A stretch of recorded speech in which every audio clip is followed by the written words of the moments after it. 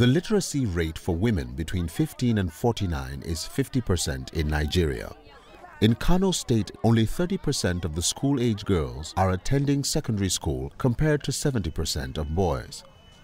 To address the problem of low female participation in primary schools, Kano State is currently piloting a conditional cash transfer program.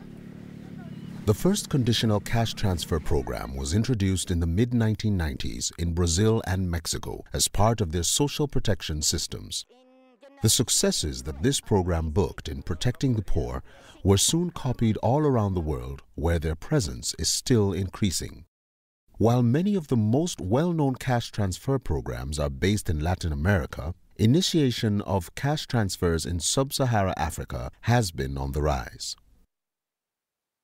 Over the last 7-8 years, we learned, in Africa especially, the critical areas is the institutional arrangement, whether we have the appropriate institutional arrangement, and within that have a commitment and interest by the government officials. The growing excitement over the potential of these cash transfers in sub-Saharan Africa needs to be balanced by a strong dose of realism and a thorough understanding of the way these programs work in different contexts.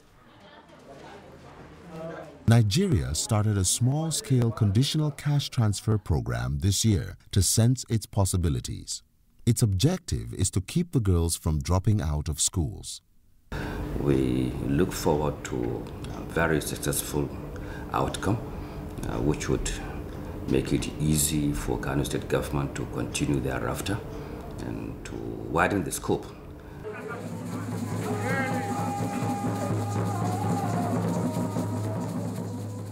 A delegation from Kano State went to Latin America to learn from their experiences with the program and its challenges. Firstly, you have to have all too clear the target population. It is indispensable that all the beneficiaries be clearly identified. There is no way in Africa to do CCTs for everybody as the way that we have in Latin America.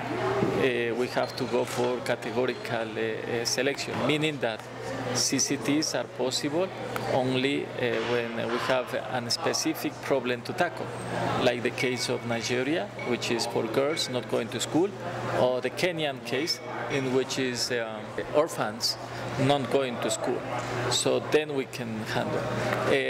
Making a CCT for all poor is impossible because of the limitations in supply capacity we have in Africa. Oportunidades is Mexico's answer to the cash transfers.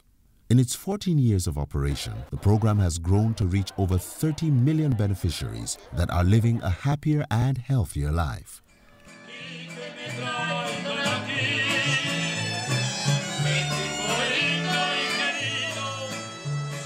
The lessons that we can learn from Latin America, how Latin America deals with case management, meaning with the cases that actually need special help, special assistance to actually be possible for the beneficiaries to comply with conditions. Also, the advocacy exercises in Latin America is being done, plus monitoring systems are very key are very important to learn from the Latin American experience. And finally and eventually graduation programs. This is Lucero. Both Lucero's parents passed away, and at the age of 20, she is now the head of the household. She cleans houses to generate an income, but needs additional help from Oportunidades with the school fees for her 3 younger siblings. She also gets food compensation and gets help with the energy bills. When the situation in your family changes, your status could also change and consequently your benefits. Project members will help the beneficiaries fill out the necessary forms that will later be entered into the central computer data system. When the project detects a problem, the name of the beneficiary will be called on the transfer day and the paperwork sorted out right there. Baena Lopez Reina. Martínez Osorio Clemente. One of Lucero's siblings graduated from school and left the house. This child will be taken out of the program and Lucero's status will change. In Africa cultures, we see that beneficiaries tend to be very passive. They don't react, they don't believe the government officials. So that aspect we have to change, and that is an aspect that we can learn a lot from Latin America. We really need to work directly with mothers. We really need to work more with them. We really need to make them recognize that they understand first the rules, and secondly have the right to complain, the right to raise the voices, so that they can actually be active members in the program. That's what we need. The Colombian cash transfer program is called Families in Action. The program reached 1.2 million children and counting.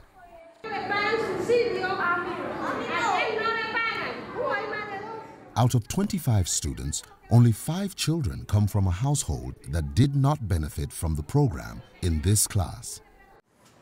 One of the program's components is the involvement of volunteer lead mothers who each encourage, assist, and link the large group of families with the program. They visit the mothers, tell them their rights, help fill the registration forms, and report back to the program as their spokesperson. Good morning, my name is Adeli Blanco. I'm part of the Families in Action. I'm a leader mom of the second locality. Under my church I have 92 families. En Cartagena tenemos 826 madres líderes, que estas a su vez tienen un promedio de 120 madres titulares del programa. A esas madres líderes se les capacita en todos los procesos operativos del programa. Las madres líderes han sido un aporte fundamental en el programa Familias en Acción, porque son ellas las que nos llevan toda la información correcta y pertinente de lo que se debe hacer el programa y su corresponsabilidad. Ellas hacen un trabajo básicamente gratuito, un trabajo de vocación de servicio con sus madres. Los principales problemas que has visto con las madres líderes y las madres titulares en su relación. Bueno, es que muchos padres, a veces a las madres, cuando llega el subsidio, quieren quitarles el subsidio o no entregarle lo que corresponde con relación al aporte que ellos deben hacer como padres de familia a sus menores. Eso lo estamos tratando de mejorar, capacitando a estas madres y diciéndoles que esto es una contribución para la parte económica y que el padre debe seguir responsabilizándose de la alimentación, de la salud y de la educación de sus menores. One important aspect we learned from Latin America was that we have to make regular payments to beneficiaries. Whatever frequency is decided has to be made on time and regularly. When we are not able to pay regularly, then is when the program starts failing. In that sense, the Kenyan case, is one of the most successful cases in the world, that after 3 years of existence of that program, still they are paying regularly. They know that in Colombia there are laws that are very stern in the sense that if I validate the handing of money without being sure of this, without legalizing, I could be tried for fraud.